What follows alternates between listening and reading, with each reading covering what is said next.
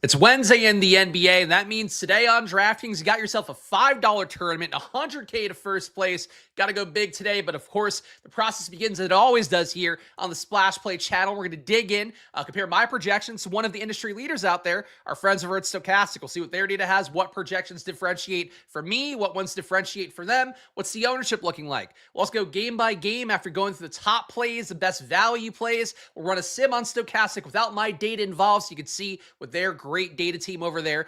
Thanks to the best plays. And by in this video, you're going to know all the must plays along with my splash plays.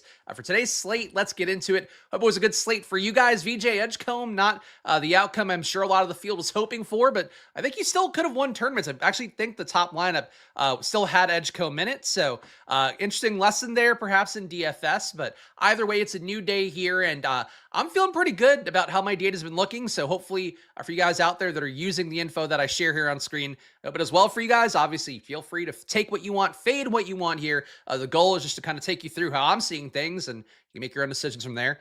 But let's get into it. And today is a slate where we have one player greatly projected at another level compared to everybody else. Nikola Jokic, 66.1 fantasy points for me is a projection. Stokastic has him at 64.3 as a slate as well, where relative to the matchup and my projections do take into account how the opposing team is allowing things to occur against them, along with the expected Vegas total, how that creates an expected amount of possessions for the games, things like that. I hopefully don't need to bore you guys too much with projection stuff, even though I'm unfortunately enthusiastic to talk about it more than any of you would ever care about viewership-wise.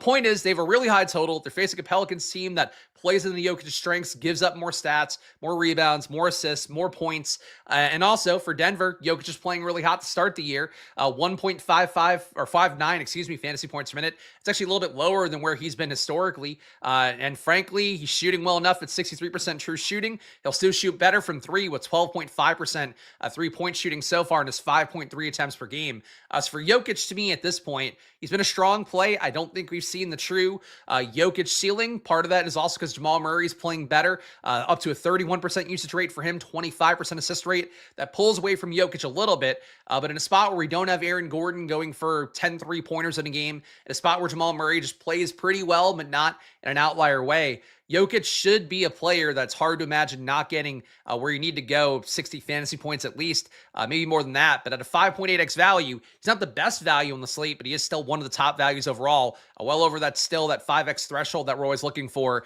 in the world of NBA value. So for Jokic, strong play today. He'll be super chalk. Field expected to play him at 46%. I'm getting him at 61, and it wouldn't shock me if he were a little bit higher as well, because he is literally, in Stokastic data, a more conservative projection, 12 fantasy points higher than Anthony Davis, 18 fantasy points higher than Zion Williamson. It's a big disparity between Jokic and everybody else, and he's not priced where he should be. He probably should be about 12K at this point. Frankly, you can make the case to be a little bit higher than that, and he's not there. Shout out to all you guys here. Happy hump day. Yes, indeed. We got some squirting emojis and all that. Appreciate our guy KY as always. And shout out to all you guys hanging out here, whether you're watching live or after the fact. I really do appreciate all of you who watch this video. Hit that like button. Today, I think Wednesday is probably the day we get the most views because the tournament's the most affordable.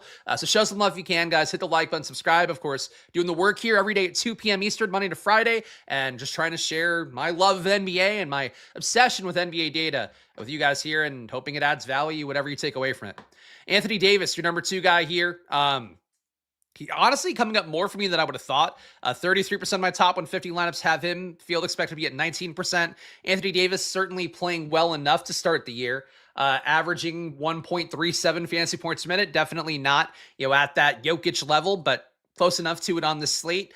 For AD at this point, you also don't have a real center available. That means we do have, in my projection, most likely more rebounds, more blocks flowing towards Anthony Davis, because you have no Gafford again, doubtful tag for him, no Lively again, doubtful tag for him.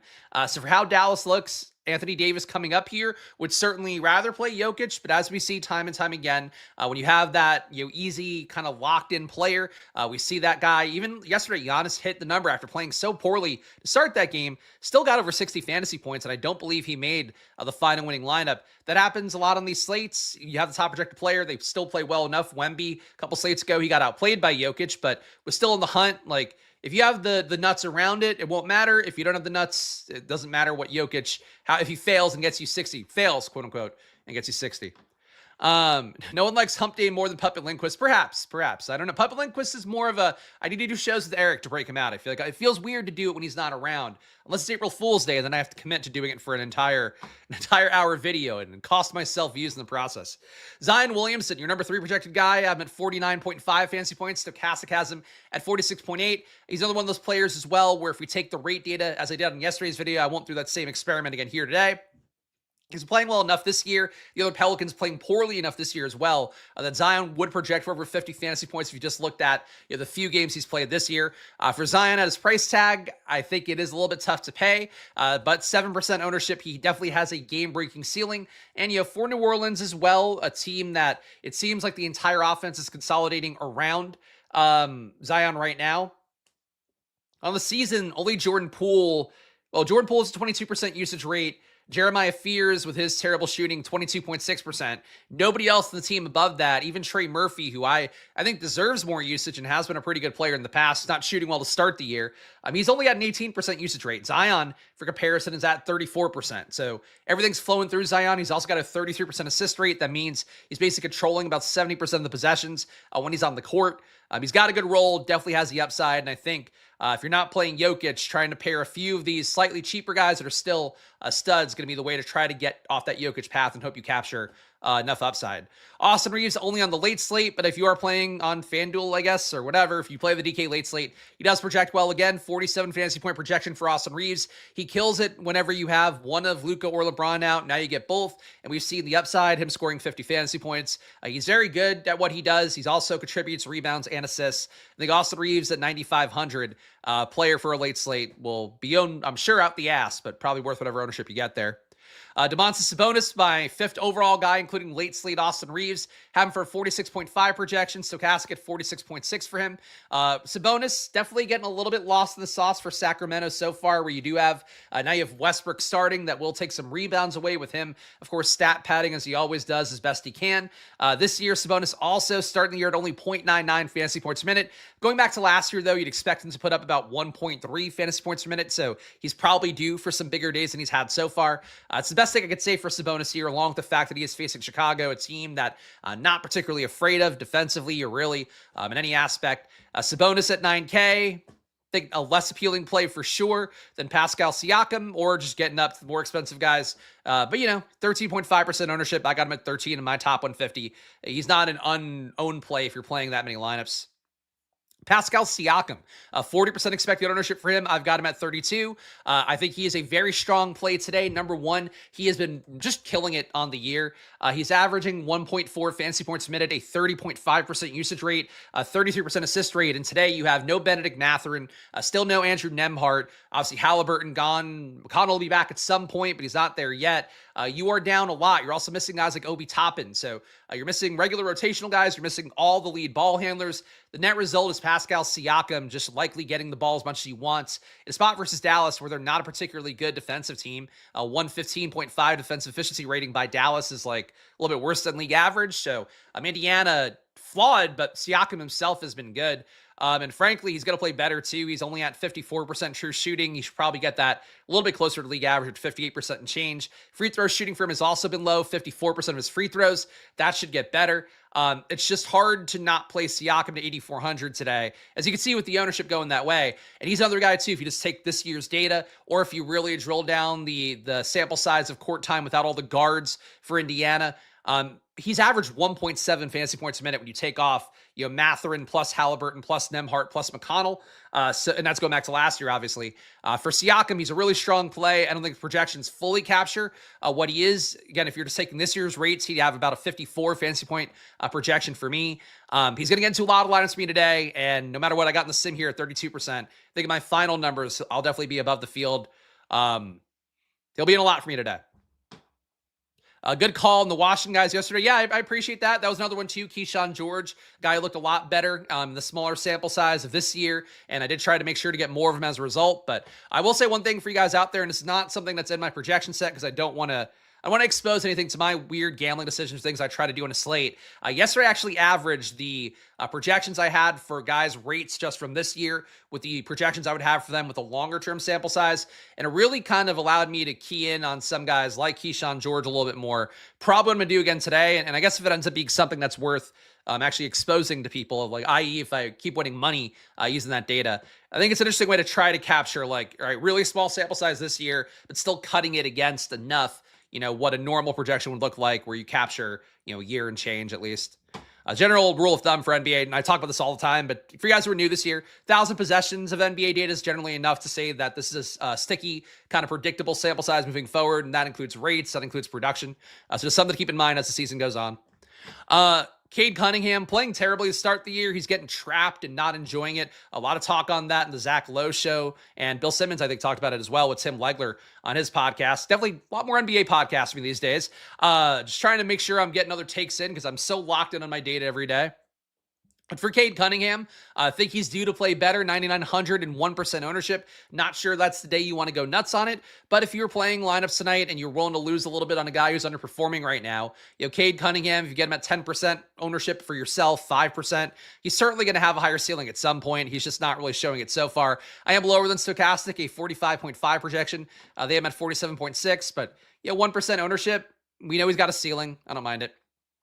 Josh Giddey, 20% ownership expected for him. I do have him about 2.5 fantasy points lower. Stokastic has him 4 as a result, only getting him in 10% of my lineups. Giddey's been really good. When you take all the lead guards away, I think the biggest issue is that so far this year, Vucevic on our thumbnail today, he's playing well enough. You also have Trey Jones playing really well as a point guard with about a 40% assist rate for him so far this year. That just kind of hurts Giddey's upside a little bit more as opposed to, last year where everything flowed through him when you had Kobe White off and you also had Zach LaVine gone from the team. For Giddey, I think still a good play at 8,800. I think the ceiling is there. Yeah, and I don't like being low on him, especially with how hot Trey Jones has played. But I do think Giddey, no matter what, like he has a pretty good ceiling on the slate, whether I get him today or not. And I wouldn't be shocked if he's one of those guys that it comes in a little bit lower owned and maybe finally hits like a true ceiling outcome today. Hurt his finger recently too, but I don't think that matters. Donovan Mitchell, 4% ownership for me. Fields at 2.6. Biggest thing he has going for him is that he looks mostly unowned. One thing I will say for Cleveland is that because of how DeAndre Hunter is playing this year and how he did play for the most part when he wasn't on the Cavs last year, I'm getting him a lot in lineups, and I think the projection I have going to him, I'm about 2.5 fantasy points higher. Actually, no, 3, full 3 points higher than Stokastic is. I think part of that's because I have Donovan Mitchell a little bit low for what he's doing right now, and Hunter a little bit high for what he should be if things kind of stabilize. So that's for Donovan Mitchell. I feel like that's always the case. Like, he always feels a little bit too expensive, but when he gets you 60 fantasy points, then that's what you needed. So Donovan Mitchell, it could be one of those days, not coming up for the field, coming up a little bit more for me. Devin Booker, late slate guy, looks okay at 9,200. Really, that's all I have to say for it. And Nikola Vucevic, I put him on the thumbnail because data wasn't out when I made the thumbnail this morning. But 15% expected ownership for the field. I'm getting him at 11. He's playing really well to start the year, and he has played fairly well when you take, your Kobe Whites and lesser or other former Bulls off the roster. But so far to start the year, Vooch playing at a 1.34 fantasy point per minute pace, 20% usage, 20% rebound rate, 20% assist rate, just good enough in every category. And if you go back to last year, he was basically at those numbers as well. So for Nikola Vucevic, I kind of thought he was getting more washed than not last year. He's shooting unsustainably well to start the year too, 76% true shooting, hitting all of his free throws and 55% from 3. Like, that's going to come down a little bit, but the underlying stuff, the rebounding, the assist rate, that's there for him. So Vucevic feels a little bit like a point chase, but he's playing well enough, and I'm not worried about the Sacramento matchup at all. So I think he's a pretty solid play today. Let's sort by value here. Those are your top projected guys, again, including the late slate, because I just don't filter them out. The Clippers clip my winnings away. Yeah, I get that. My best lineup yesterday, and really, like, I had a lot of lineups I felt pretty good about, but one of them where I avoided some of the landmines and guys that just didn't hit that well, like AJ Mitchell types that I was a little bit over on. Had Bam had a bio in it, which wasn't great, but I had Harden going late, and I'm like, oh, cool, Harden, like, top projected play, 25% ownership. Maybe I'll have a shot. He put up 25 fantasy points, didn't even get close to the projection. They only scored under 80. So Clippers just a mess to start the year. So here we are in the fun part of the slate, guys. Ray J. Dennis, not to be confused with Brandy's brother, the one who made Kim Kardashian famous, or at least didn't make her famous, but had a pretty big, pretty big hand in it. For Ray J. Dennis, $3,800 salary. He did play 27 minutes last game. Actually, pull up the popcorn machine because I do think this is an important one to take a look at. So last time out, we had no Matherin. Ray J. Dennis did not start the game, but picked up a solid, we got about 5 minutes, another 5 minutes here, 10 minutes in the first half. Second half, he played a lot more. Ended up playing about a 12-minute stint here straight. Let's say 11, plus another 7, 18 minutes in the second half. So outside chance for Ray J. Dennis, especially if he does start. You get 130, sorry. You get like about 35 minutes or so. For him, if he starts, I think he's a much better play. If he doesn't start, you run the risk that he loses minutes to one of these other guys. Quentin Jackson is somebody who can play point guard and is also a point guard on DraftKings. They could go a little bit bigger. I mean, Jarris Walker is going to probably have enough minutes filling in for Toppin. Tony Bradley, same thing. Those two guys get the biggest uptick in potential court time because of not having Toppin out there. But last game, they also went double bigs with Jackson and Jay Huff. I don't really know why they would have to do that again today. I just think Ray J. Dennis should get more opportunity. He has averaged 1.1 fantasy points per minute when he's been out there without the various Pacers players are going to be unavailable, in particular the lead guards. He's not shooting well to start the year. And let me just pull up some Ray J. Dennis numbers because he's a player I'm sure many of you have not even heard the name of before, and there's nothing wrong with that. But this is the fun of NBA DFS, in my opinion. These garbage players or players perceived as garbage, and it's like, wow, I could play this guy, and he's the most important player in the world for me for one day. Ray J. Dennis on the year averaging 19% usage, 30% assist rate, so taking about 48% of the possessions. Going back to last year, 23% usage rate, 27% assist rate. That would give him about 1.2 fantasy points a minute for me today. So my projection is much higher than Stokastic, 33.5 compared to 24.9. But if you split the difference there, I think that's sort of where Ray J. Dennis will still look pretty good at 3,800. So I would want to downgrade him a little bit if he's not starting, because I do think the ownership at that point, it's not an advantageous position to be so above the field on a guy who you get bad news on. But 60% ownership for the field right now. I got him in 99% of my lineups, and that was also with 3 uniques on. So right away, you want to fade me today. And that's, we saw the trolls yesterday in the chat, and shouts to all you guys who did hit the like button to make up for that. So thank you for balancing out kindness with people being annoying. For all the trolls, you want to fade me today, just don't play Ray J. Dennis. It's just for NBA DFS, if he's going to play 27.8 minutes, if he does hit that outlier number of getting 33 plus minutes, which I think the rate in the second half would make you think he's got a shot to do, hard for him not to pay off as like the only guy who can create offense besides Pascal Siakam now. Pretty big hand is about as low key as you could say that. Sure. He's got a big hand. But Ray J, I think there's a shot for him to be more relevant than the other Ray J has been in a while. Russell Westbrook, guy who ended up starting yesterday in the game versus OKC. You didn't really need him for anything, but he did get pretty good minutes out there. Let's pull up the popcorn machine real fast. I think he played 30 plus, if I'm remembering correctly. He played 30.3 minutes, started, didn't close the... You didn't close the first half, but that's fine. Basically, he had Keon Ellis coming in from a good amount. So if Keon Ellis played well, that theoretically would take from Westbrook's plate, assuming that he did start again. And it was really surprising to see the starting group they had was Schroeder, DeRozan, Levine, and Westbrook. Maybe that was a Thunder-specific thing. Hard to say. Westbrook starting himself could be Thunder-specific because it is an emotional spot, obviously, for him returning to OKC. If he doesn't start, though, would think you want to downgrade him significantly. But when he's out there, he's doing Westbrook stuff. He had 16 points, 12 peripherals. That's all good. He projects well. I do think, though, I don't have enough of a read to say that he's going to for sure start today, and it wouldn't shock me to see it if he didn't. So for Russell Westbrook, I think right now, you assume he starts. He looks like a very good play. Matchup, nothing that you're worried about. But, if he comes off the bench, I mean, look, the game before last, he still played 27 off the bench. He could still hit, in that capacity. I just would feel a little bit less concrete about his minutes and opportunity if he weren't starting. So Russell Westbrook, that's the key thing here. He looks like a great value right now. 52% ownership for the field expected. I got him at 61, so certainly not fading him.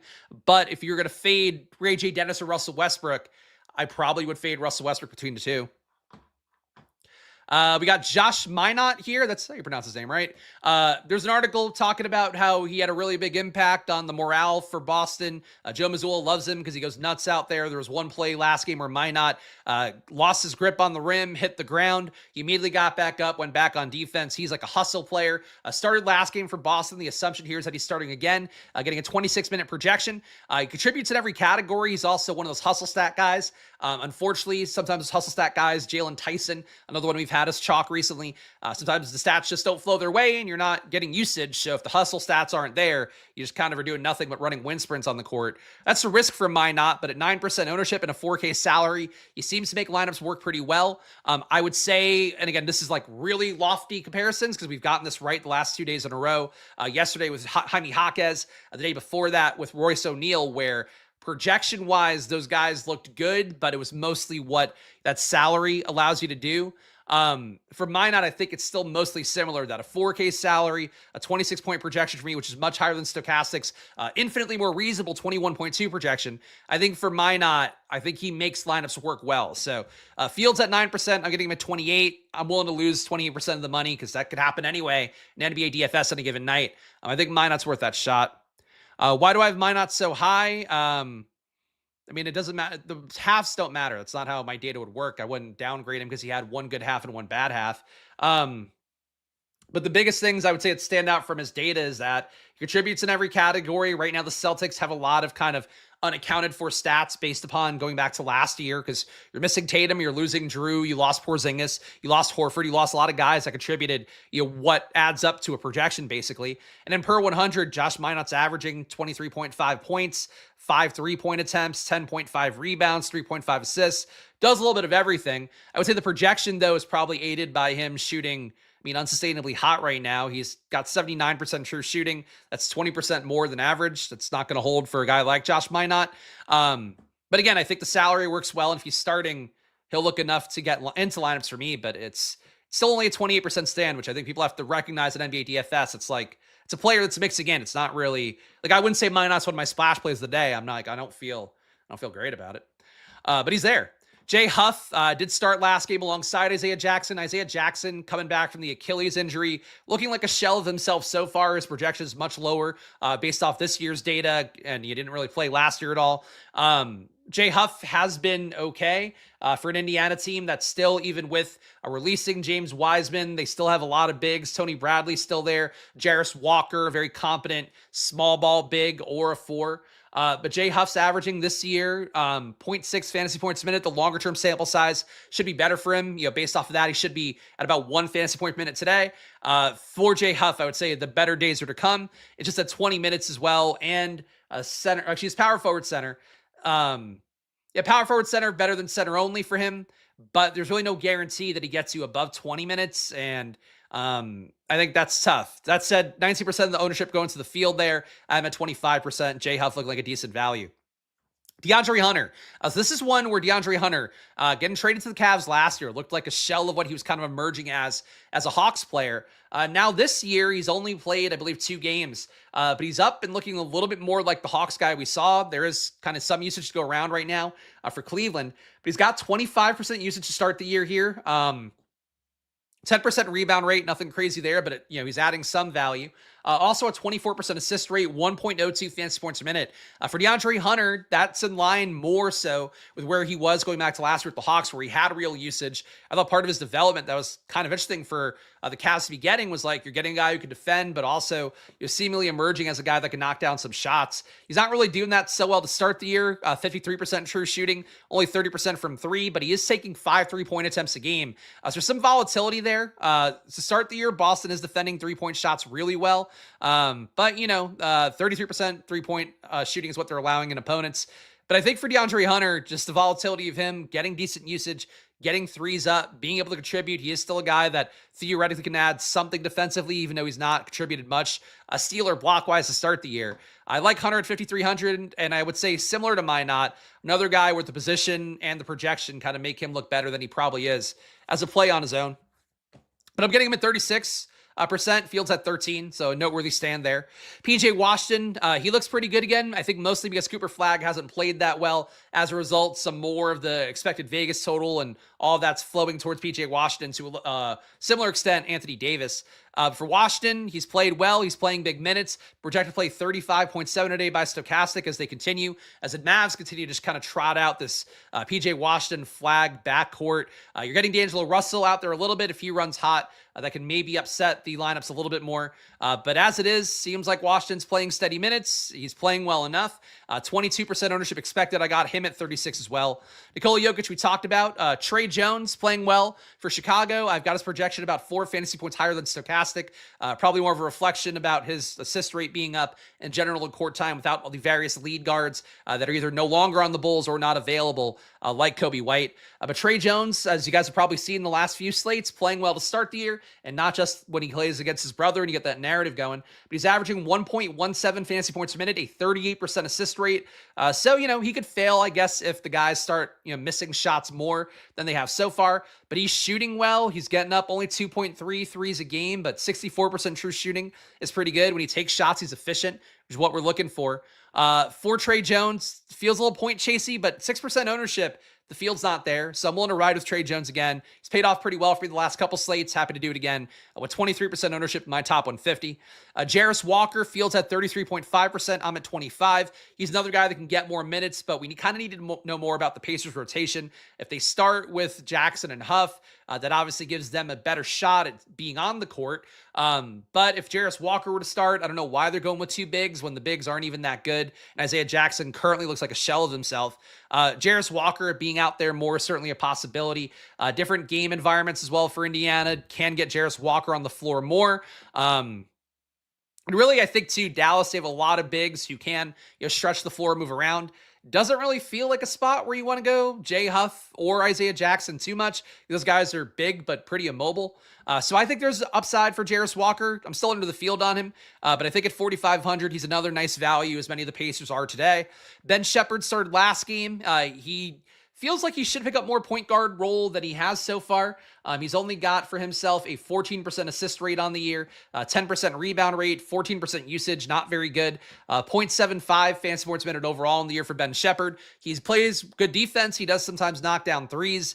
But frankly, Ray J. Dennis compared to Ben Shepherd, Shepherd's probably guaranteed more court time. Ray J. Dennis actually does stuff when he's on the court. I think Ray J. Dennis kind of like an AJ Mitchell type where you're not getting huge draft capital, but you are getting a guy who has, a real role and does take usage and does get assists. For Ben Shepherd, he's mostly just kind of standing around out there and sometimes does do a little bit more from time to time. And Aaron Nesmith getting a little bit of a boost as well because he's a pacer and they are missing like 6 players that normally score a good amount of points and get up a good amount of assists and rebounds and all that stuff. But Nesmith at 5,500, the hope you would have from him is that he does pick up a better role. He's shooting terribly to start the year. He's definitely due to shoot better. Last year, he was a lights out shooter across an entire year. This year, he's only at 51% true shooting, so that'll get better for him. But it's tough without true point guards out there like Siakam when he's running the offense. He's mostly going to get his own shot, even though he's assisting pretty well to start the year. You kind of want Ray J. Dennis to be out there more, I would think, to maybe get Nesmith better looks. But even that, it's hard to pin down Nesmith. Projection's pretty high for him, though, at 30.8. Stokastic at 27.4. But it's mostly because my data is just assigns points to guys when there's a ton that's available. And for this Pacers team, you have a 9-man rotation and not a lot of guys who do a whole lot per 100 possessions. We're going to go game-by-game view here, but guys, if you get any value out of this video, even if you're just going to fade everything I say, which would be hurtful, but that's your right as an American or wherever you're playing, please do hit that like button. Please subscribe down below. You guys have been really awesome about hitting the like button on these videos to try to resuscitate this YouTube channel after about 5 months of it being dormant. Now we're back here doing NBA Monday to Friday at 2 p.m. every day, and the response from you guys has been really cool to see. I appreciate the nice comments, appreciate the support, appreciate the guys who are joining the channel as well for my projection data, which I do update on Monday to Saturday as well, not on Sundays, because that's that's the Lord's holy day, because that's a football day. Besides that, though, here I am for you guys doing these streams Monday to Friday at 2 p.m. So please show some love if you can. Check out Stokastic too. I do get to show you guys all their data here on screen, but it does update throughout the day. 15% off with that promo code SPLASH at Stokastic. And if you want to get access to my data, the projections, join one of the Squirt Squad tiers. You can see the matchup screen that I show you here on stream every day. You can also get my exportable projections, including one that works on Stokastic Sim for yourself if you join the Squirt Squad tiers. But if you just want to support the show, get on the Discord.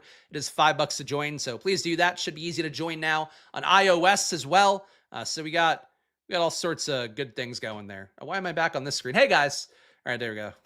Let's go back over here. Cleveland, 119 implied points.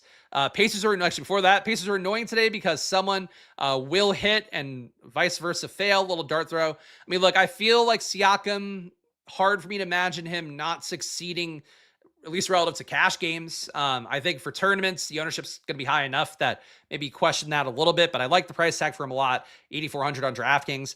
And look, I think Ray J. Dennis has a good shot of hitting. The rest of the guys, definitely a dice roll, and if one of them heats up, like if Quentin Jackson plays well and can play more minutes, he would like upset everything, in particular for a guy like Dennis. So there's risk for sure, but just based on fantasy production, like Ray J. Dennis, I think, seems like the one right away who seems like he could step into a role and actually produce a little bit. Jarris Walker can too, to be honest. He does a little bit of everything. Cleveland, 119 implied points. Talked about DeAndre Hunter enough already, I feel like. Pretty big stand for me right now with 36% of my lineups having him. Again, I think he's projected well, and if he's going to play 31.5 minutes, that's a nice amount of time for a guy that shows he can play with the studio space a little bit more in certain situations, getting more usage. And this year, 24% assist rate. I don't think that holds up, but it's higher than Donovan Mitchell, which is kind of crazy. But I guess not really, if you think about Donovan Mitchell. But DeAndre Hunter does a lot of stuff. That's always what I've liked about him. Would love to see him evolve into like a real part of this Cleveland offense, but it's mostly because Garland's not in, Struess not in. It's the only reason you get there. Nothing else looks that good, but Cleveland, could be competitive, could play down to Boston a little bit relative to what we expect of the Celtics this year. So Mitchell at under 5% ownership. Mobley has been playing well. 1.26 fantasy points minutes so far this year, higher than Donovan Mitchell. These guys are certainly playable. There's not guys coming up for me. And Jared Allen actually projects pretty well, but only 3% ownership there. Boston on their side, I'm not juking these guys' rates currently for Tatum being out just because I think Simon's being in. He's not shooting a ton right now, only a 21% usage rate. At a certain point, that should get higher. But for Jaylen Brown, he's not being played very much by the field or by me. Derek White, 7% ownership there. I'm getting 1%, the same amount as I have for Jaylen Brown. Peyton Pritchard seems like he's due for better days, only 0.91 fantasy points a minute. He should be closer to 1 fantasy point per minute as time goes on, but only a 10% play, and that's with him projecting fairly well for me at 34 fantasy points. These guys, okay. Cleveland certainly playing with decent pace, as you can see here. A 100 pace is a lot for a defensively minded team like Cleveland. It feels like Boston guys can hit at some point, but right now, like, they're not showing a lot. I mean, Jaylen Brown's actually playing well, 62% true shooting on 32% usage, but he's still only putting up 1.17 fantasy points a minute. He's trying to assist guys. They're not really hitting shots. Boston kind of looks like a shitty team. Sorry to our guy Steven in the chat, who does love everything New England. Josh Minot, talked about already here. I definitely feel like I have a little bit of an elevated number on him, but 18.6 PRAs, a little bit of a contribution in every category. He also does add some hustle, block, steal upside. I think he's a decent value play. I've got him projected for 1 fantasy point per minute today. If he starts, I think he's okay. If he comes off the bench, would like him a little bit less. I mean, would like him actually entirely. I wouldn't like him at all off the bench. So a little bit less, a lot less. Orlando, 115.3 implied points. Detroit, 13.3 on their side. Paolo Banchero, another one being reviled lately by the basketball community vis-a-vis the Zach Lowe podcast. Can't shoot. You can see that in his true shooting numbers right now. 52% true shooting from 3. I believe he's shooting 18%. 18.8% from 3 so far on 4 3-point attempts per game. He's been pretty bad. That said, his free throw shooting, 82% on 9.8 attempts per game. He probably will start to shoot a little bit better. So Banchero, if he's got rabbit ears up, might be the kind of time that he starts to actually hit some shots and play outside of expectation. But Franz Wagner is a better shooter. Desmond Bane's a better shooter. These guys, I think, should continue to level out the projection a little bit more. But Banchero hunts for a shot the most. Just with that total for Orlando, the matchup versus Detroit, Not sure it's a spot you want to go to these guys too much, but a 12% ownership for Banchero expected. I got 5. Franz, 10% expected. I'm getting 10. Desmond Bain, 5% expected by the field. I'm getting 3. Just nothing really to note. You're not in the Celtics either, Steven. All right, even when Tatum gets back, they can't rebound and they can't, defend the rim, which are 2 important parts. But, they still have guards that can create offense and theoretically defend a little bit better. But they seem like they might be a fire sale team potentially at some point. We'll see. Jaylen Brown, though, shaving his head, so he won't be rubbing hair dye off on people anymore, or whatever that was that he had in his head. Detroit, 113.3 implied points. Not looking great for Cade here, projection-wise, only 1.8% ownership, but as we talked about, he'll play better at some point. Really bad shooting to start the year, 48% true shooting, has been stymied by some full-court pressing as well, but he's a good player. He'll figure it out at some point. Jalen Duren's been a monster to start the year, 1.48 fantasy points per minute, playing like a super elite center, getting him 11% sim ownership, Fields at 7. I think being above the field on Jalen Duren with what he's shown so far, you're not to go nuts there at 6,900. The price tag's coming up, but it might not be high as it should be. And I would say for the matchup as well, Orlando's center is really not something we're worrying about. And Orlando's offense overall, or their defense rather, not where it was last year. And this Vegas total doesn't maybe make you feel great, but I feel like this total would be a lot lower against Orlando's defense last year. Nothing else on Detroit to note, really. Let's keep going. Atlanta, 123.5 implied points here. That said, I'm getting absolutely nobody. They're going against Brooklyn, who does suck, but it's a pretty big pace down, losing 6 possessions based upon the numbers so far this year. For Atlanta, the total's really high, but the price tags were also high for Trae Young, Jalen Johnson, Porzingis. Above the field on Porzingis, getting 6%. The field's at 3, but these guys just not really plays that I can justify getting to based on the projection math. Brooklyn on their side, getting Cam Thomas a lot more than I would have thought. A 21% sim exposure for me. Fields at 23, though, so still less than the field. Cam Thomas gunning this year, shooting a flat league average at 58.5% with the amount of shots he gets up. 34% usage rate for him on the year. That's enough to have a ceiling in pretty much any spot. The Hawks defense, not really there so far to start the year, giving up 116 points per 100 possessions. So for Cam Thomas, 6,800, you're not sneaking up on anybody today, and I don't know if that's the times when you want to play Cam Thomas, but he's probably a little bit cheap for a guy that he and Michael Porter Jr., as I've mentioned on stream before, they literally are allowed to shoot as much as they want, do whatever they want. It's like fucking kids with no parents around. That's what Brooklyn's offense is this year, and it's a disaster.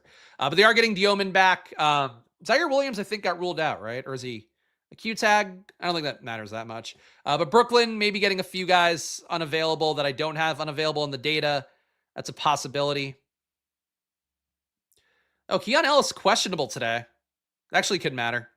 Because that would definitely free up Russell Westbrook. And Zaire is out, so Zaire will free up a few more minutes to go around for the wing guys, but they have so many wing guys they're playing, I don't think it actually matters. Sacramento, 116.8 implied points here. Not a bad total. The matchup here, back-to-back for them, as we've talked about. Again, if you get Keon Ellis out, I'd feel really good about Westbrook at that $4,500 salary. Just one less pivot to move away from. They could still go like Monk and Schroeder over him. Like, there's too many little guards for Sacramento. The team makes no fucking sense. But Westbrook at 52% ownership, it's a lot. If he starts, he's worth it. If he doesn't start, I would try to swap off almost immediately. Won't dice me on Cam Thomas. Individual defense matters so little, and that's not something I'll ever care about. But if you want to not play Cam Thomas, the field's playing him enough. That's enough of a reason, I would say.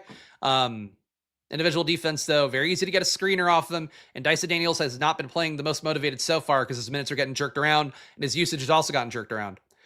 Sacramento, though, Westbrook or bust, really. Sabota's coming up a little bit here. Looks like a decent value to me, but he has played really poorly with that 0.99 fancy points per minute so far this year. He's the one deferring the most usage-wise so far, with only 17.5% usage rate. Zach LaVine chucking, shooting well, still playing poorly. DeRozan doing a little bit of everything, not shooting well, still playing poorly. Malik Monk shooting incredibly well at 68% true shooting. He's going to come down here from his 1.1 fantasy points a minute unless they get rid of somebody. Schroeder's going to shoot better at some point. He's averaging 0.9 fantasy points as it is. And Westbrook will probably keep shooting about this well. And he's averaging 1.1 fantasy points a minute. So it's a real split situation for Sacramento, but And really, that's the case, I guess, you can make. Like, if you didn't want to play Westbrook, you could take your shot, kind of like how Grimes worked out yesterday. You're basically, Edgecombe, I think, was fine relatively, but he missed a few layups. He didn't get there fancy projection-wise. You saw more possessions going Quentin Grimes' way. You also did see Embiid getting a lot more in his 20-whatever minutes that he played. You could play Westbrook that way, where maybe he gets less court time. Maybe the production flows, towards a DeRozan, to a Levine, to a Monk, to a Schroeder. It's a lot of guys to choose from, but always a logical way to handle chalk is like, if this guy's got sort of a not so solid position on the team, what else can absorb that? Who's going to have an outlier day that takes away from that? And there's certainly enough guys for the Kings that could take away minutes wise or production wise. Chicago on their side, Josh Giddey, low on him right now. I think I might be higher come lock, though. Vucevic, same thing. He's on the thumbnail because he really has impressed me with how he's playing on the year. 1.34 fantasy points a minute. He will shoot less well, but he's adding value still, rebounding, assisting, a vague threat for a triple-double in certain situations.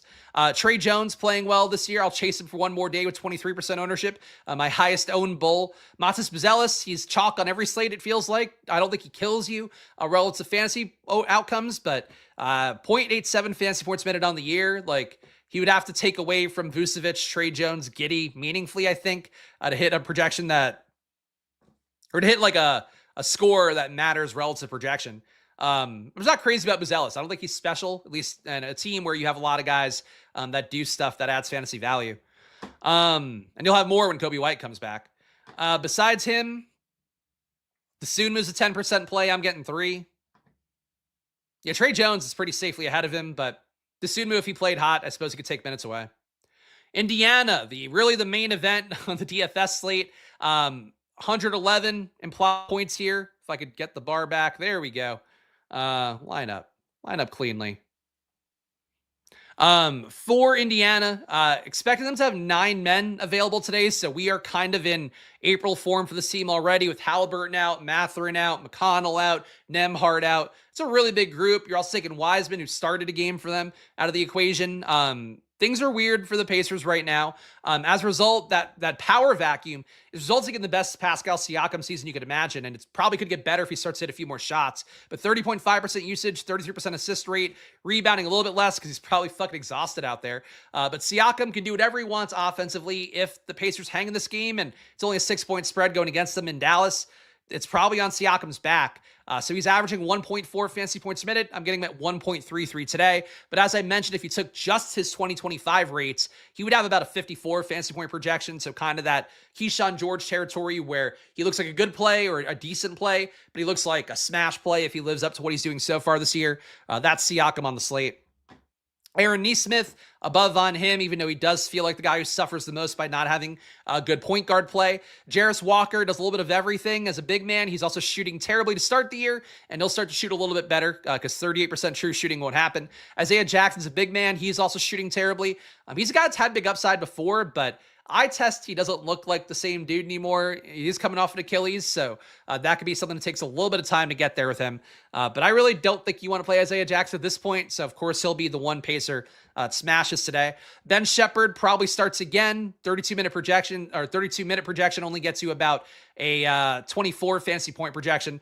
30% of the field will be there. I think Ben Shepherd, one of those guys, the minutes can flow into production, but he's not a very exciting click because he just doesn't do a whole lot out there. Averaging 0.75 fantasy points a minute this year already for a Pacers team that would love anybody to contribute if they can.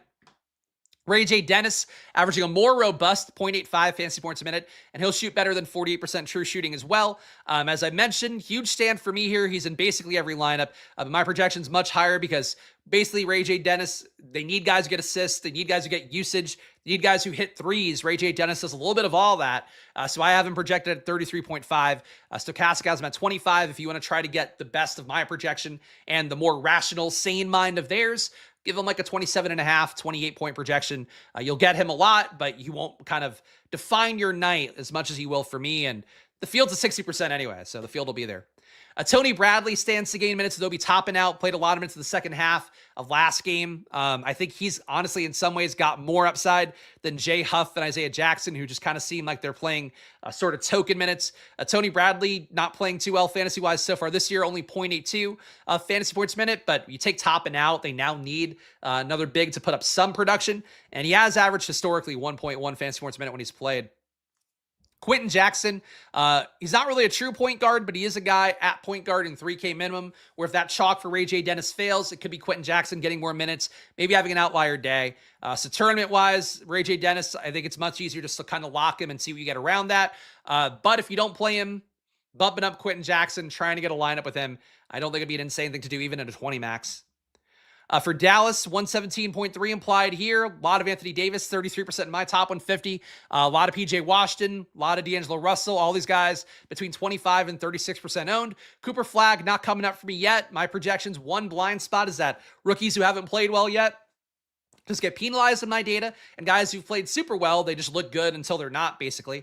So for VJ Edgecombe, that was why I had him so highly projected yesterday.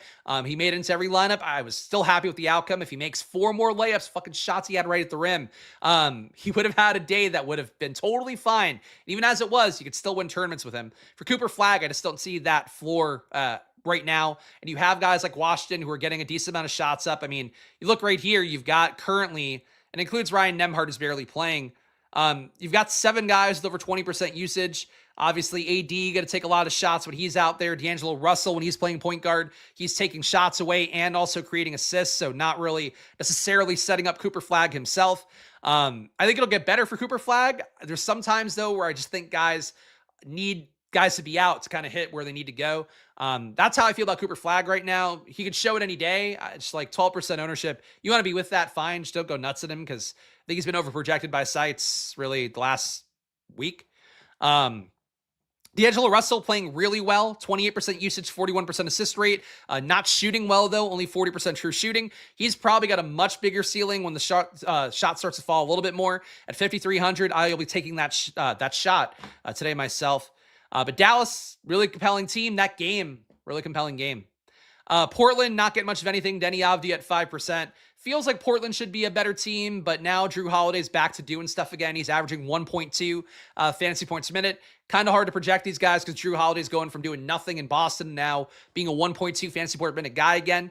That hurts Shaedon Sharpe a little bit. He's also shooting terribly to start the year at 41% true shooting, along with 33% usage, which we'd like to see for Shaedon Sharpe. Portland, honestly, like, they kind of feel like Toronto to me, where it's a lot of guys that can produce well in fantasy, even though the team is maybe not super great. Nice total for Portland. I think like they're playable. They just don't really come up because you got a bunch of dudes who project pretty well and who play pretty well overall, but they don't get insane minutes.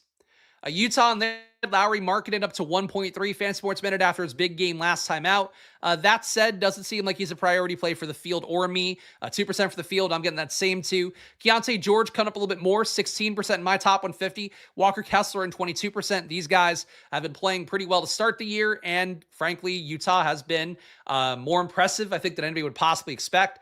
Anybody else here? Not really. Walter Clayton came down to earth in a major way last time out. He still does a little bit of everything, but I really think he'll do better if Utah starts to tank again at some point in a meaningful way later on in the year. Ace Bailey playing terribly to start the season, which I would have thought was the case. Then he played well in the preseason. It kind of threw me and everybody else off the scent.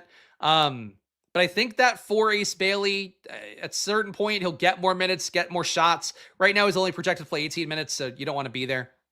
Neesmith been shit so far, but other than Siakam, he's the only real guy left. I think that's fair. Look, I think it's easy to get a point guard to come in and create production. That's why a Ray J. Dennis type will always kind of project well in my data. But, you know, in terms of just guys who are like legit NBA players, like you're right, Neesmith is really the only one. Any thoughts on Svi's minutes? Projected for 23.9 today. We have enough value. I don't see why you'd go there. He's shooting incredibly well to start the year at 73% true shooting, but still only putting up 0.69 fantasy points a minute. The rotation's only gotten more crowded for him, so I don't think that's a good thing.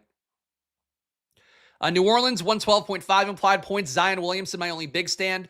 Trey Murphy, I had so much of last slate when Zion went out. Jordan Poole outplayed him, but neither guy played particularly well, which fucking sucked because I had Trey Murphy lineups and I had like Jordan Poole leverage lineups, and neither worked. That said, Zion is playing well. Going against Denver here in altitude, you want to critique Zion for that? Maybe you do a little bit. But I think being above the field when he's single-digit owned feels like a nice move. And Jordan Poole, he'll have better days. He's shooting okay to start the year. Trey Murphy definitely due to shoot a lot better. I think New Orleans is not awful for fantasy, even though they might not be real life good.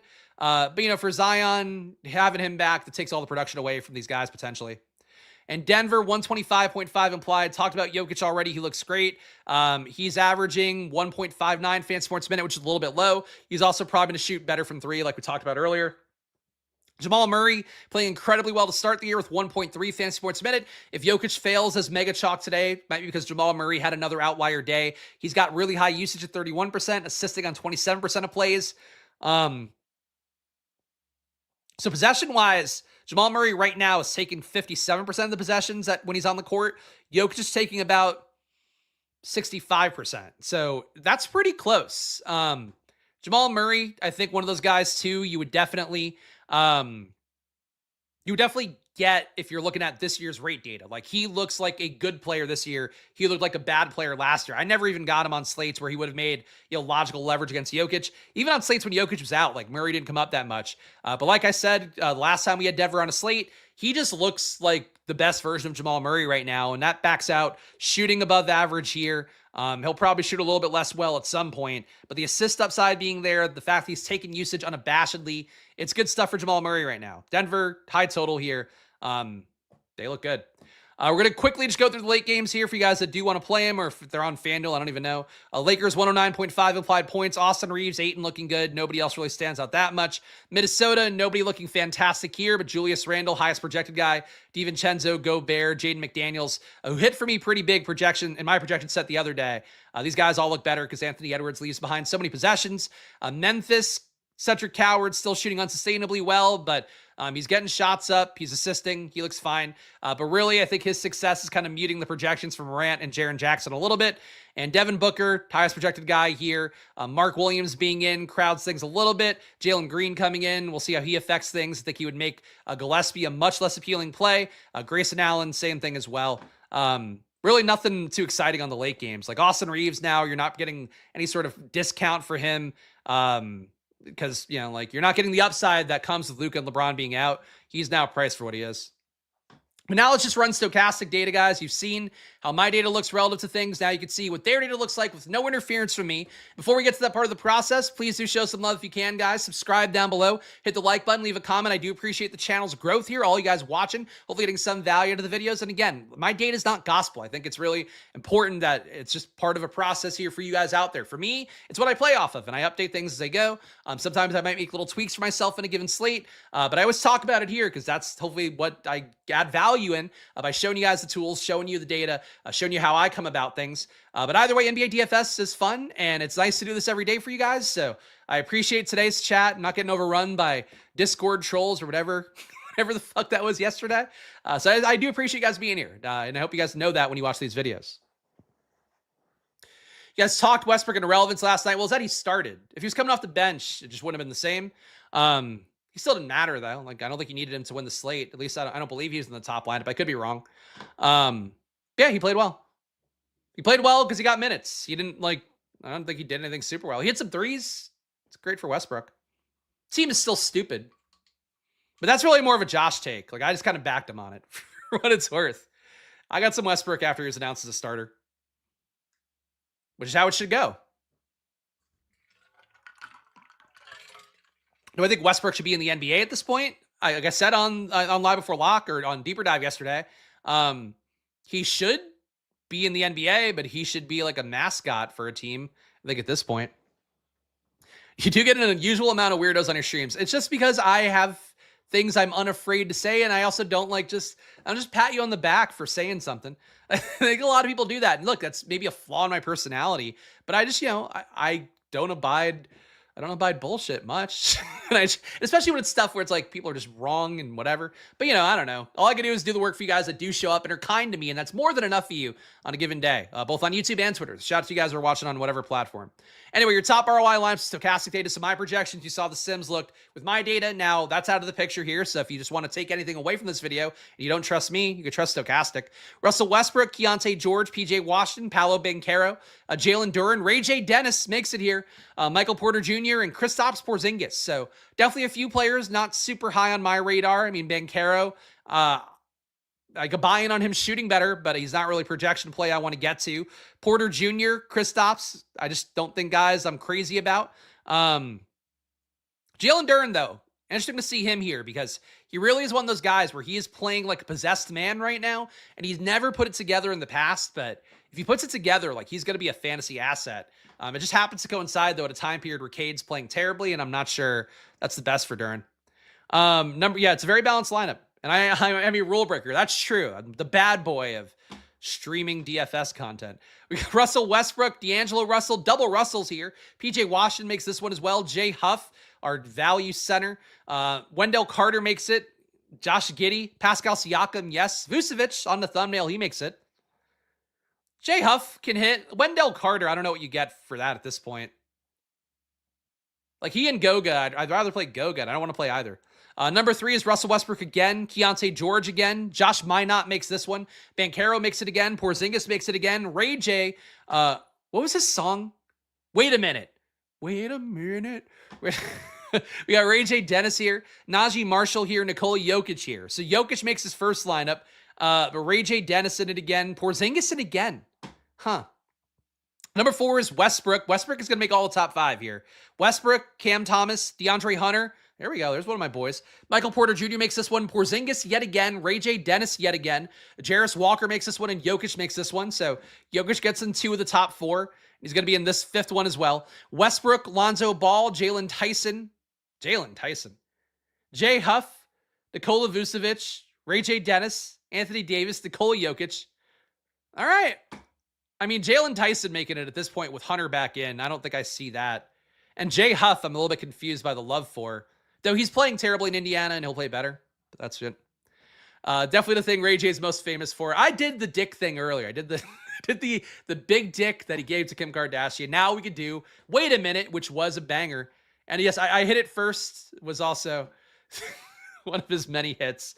Top ROI player according to Stokastic's top 150 lineups here with 25% first in the sim. You get Porzingis number 1. Not a surprise given the fact that they really loved him in those top lineups. DeAndre Hunter at number 2, a negative ROI number, but he is still number 2, and that's what matters. DeAndre Hunter, again, I like a lot. Seeing him kind of showing a less of a passive role in the first couple appearances for him. I think a good sign for Hunter, and I hope so tonight. Russell Westbrook was in all those top lineups. He's got your number 3 ROI on the slate. Josh Giddey at number 4, and Josh Minot, double Josh is here at number 5.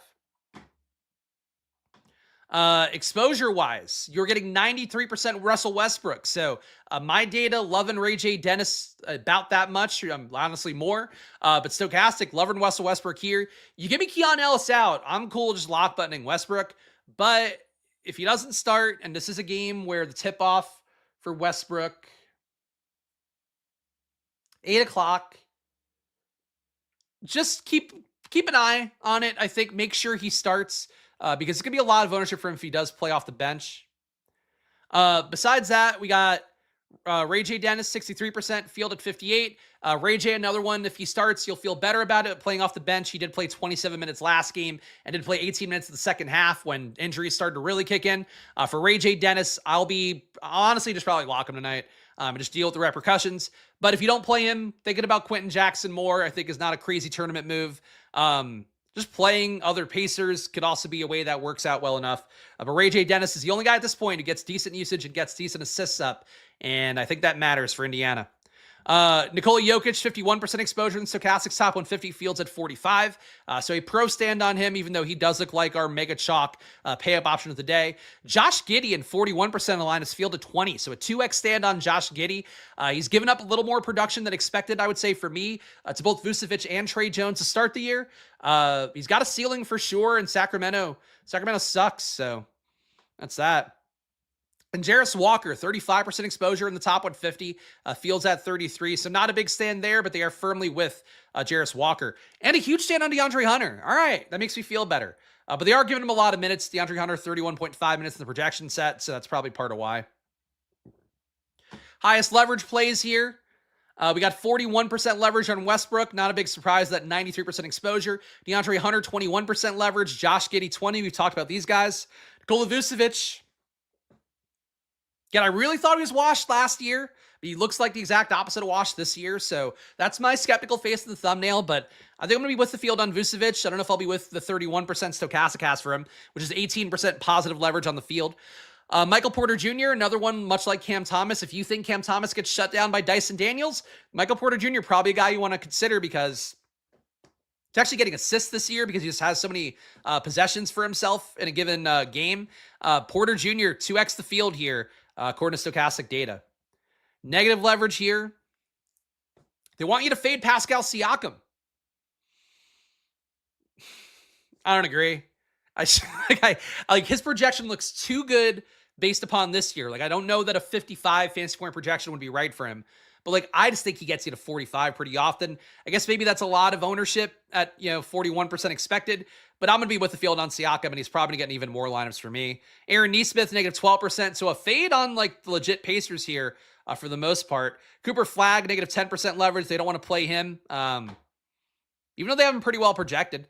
Iota Sinmu, negative 9% leverage. Really don't see how he's a play with Josh Giddey and Trey Jones in and playing well. And Max Christie, negative 8% leverage. He doesn't feel like a play right now with the Mavs being mostly fully stocked.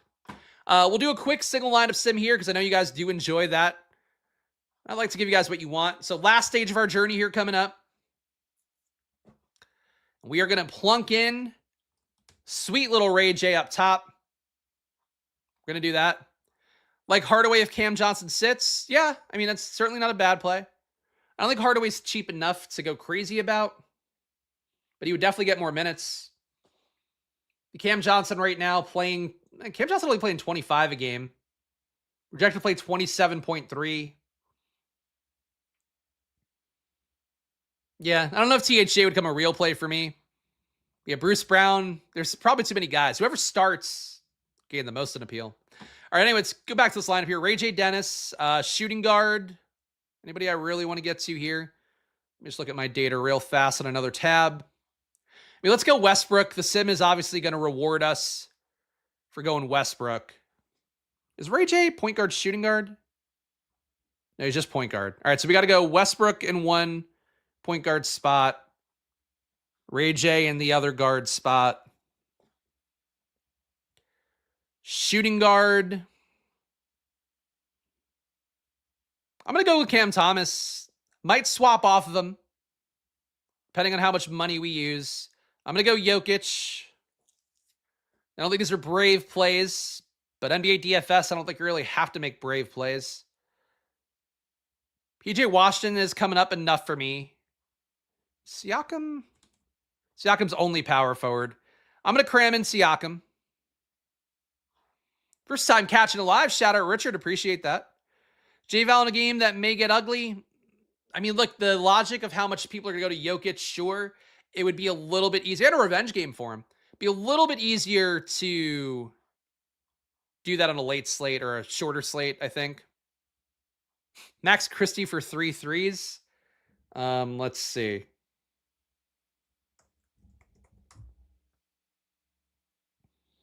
He's shooting 5.8 a game.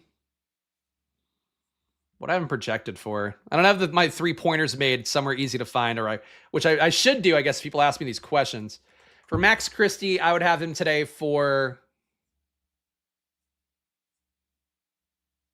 I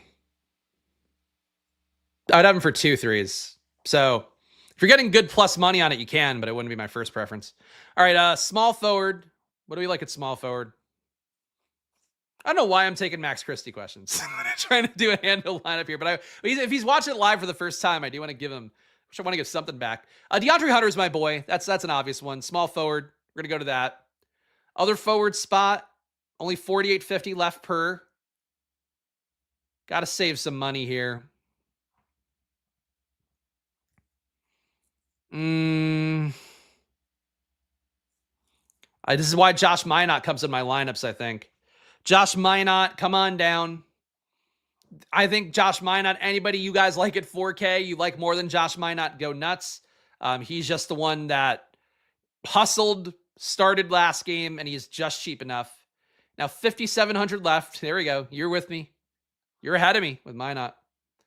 Matas Buzelis. People do love Buzelis, and I'm not playing any Bulls here. All right, so this is our shot. We'll take Buzelis. Do anybody actually no? I was looking at forward. Let me see if there's any better guards. I wish they would just show me the salary more easily.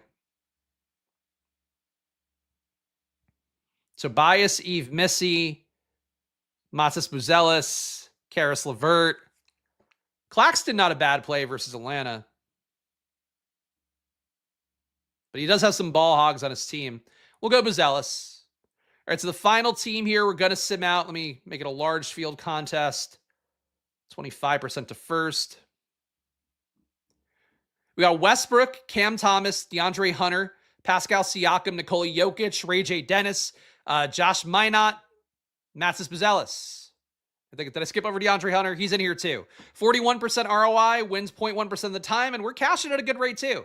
Maybe a little bit of a chalkier lineup, maybe a little bit of an easier lineup that people will get to, but I don't feel bad about that. So I'm going to give you guys my splash plays for the day. Before I do that, though, your question. Do I think Garza gets minutes again with the big Cleveland lineup? What did he play last game? I mean, at this point, they're searching for a solution at center, so it's possible. Let's see. Luka Garza, 19 minutes last game. You'd want to see him start. He could play 19 minutes again, and that might be enough to get you there. No, he played throughout the game, not just garbage time. Look, it's tough to play bench guys. For bench guys, you got to think that they're going to be able to close. And I suppose he did basically close in this game. Because he's here when Simons goes off the court when... No, that's garbage time because they stopped playing Jaylen Brown. Yeah, he would have to close, I think, to hit the upside. Start or close. One of those two, and then Garza would feel like more of a real play. As it is, he's super productive per minute, so it's possible he hits. I just don't think that's where you'd want to live and die on today or anything like that. And for Garza, I'd have him for 18.1 fantasy points in 16.8 minutes, so not enough there. I appreciate all you guys watching, though. Again, if you want to support the show, number one, check out Stokastic, 15% off.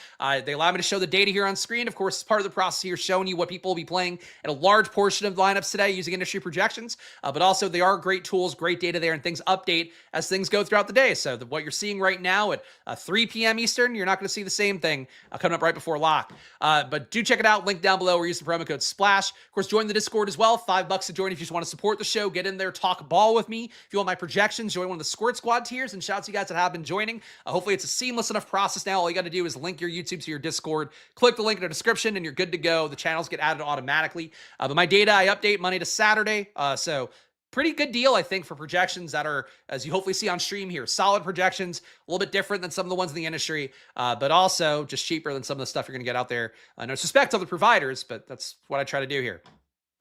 Splash plays for the day. Ray J. Dennis, unfortunately, will be the hill I die on. Again, we'll feel better about that if he starts, but if he's playing off the bench. He played 27 minutes off the bench last game. That is what it is. Westbrook, if he starts, I think will be a hill I die on as well. Though Keon Ellis being ruled out, like we talked about, he got downgraded to questionable. If he's out today, that'll make me feel a lot better about Westbrook. DeAndre Hunter, I would say, is a splash play for the day. I'm going to be above the field on him. I'm low on Jarris Walker, low on Shepherd. I'm high on Siakam, and I will be high on Siakam by the time things lock. High on Jokic. You guys saw my lineup. Those are the splash plays. But make sure to gamble responsibly, guys, even though it is always money time here on this channel. Follow me at Chris Spags. Follow this channel at Splash Play Bets on Twitter, at Splash Play Pod. Tomorrow I'll be doing an NFL video for the Showdown slate. We'll also be doing an NBA video, 2 p.m. Eastern here, Monday to Friday, basically every day. So come join me for those. And I'll see you guys again soon. No other content for me today. Stokastic, this is it for my day. So enjoy your days. Good luck. Check me out in the Discord if you want. And good luck again. All right. Bye, guys.